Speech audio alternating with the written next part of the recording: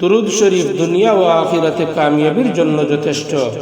রাসূল করিম সাল্লাল্লাহু আলাইহি ওয়াসাল্লাম বলেন, তোমরা যখন আমার উপরে দুরূদ শরীফ পড়ো আর সালাম পড়ো, তোমাদের দুরূদ আর সালাম আমার কাছে পৌঁছে দেওয়া হয়। সরাসরি দুরূদ আর সালাম আমার কাছে পৌঁছে দেওয়া হয়।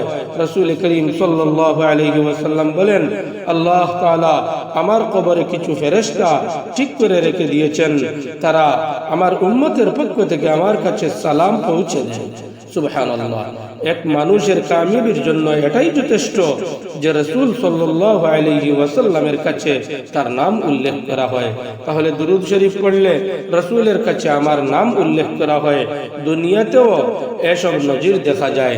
যেমন দুনিয়াতে একজন মানুষের কামিয়াবির জন্য এটি যথেষ্ট যে প্রধানমন্ত্রীর কাছে যদি কেউ তার নাম উল্লেখ করে প্রশংসা করে, আমেরিকার প্রেসিডেন্টের কাছে যদি কারো নাম উল্লেখ করে প্রশংসা করা হয়, তবে এটি তার দুনিয়ার কামিয়াবির জন্য যথেষ্ট হয়ে যায়।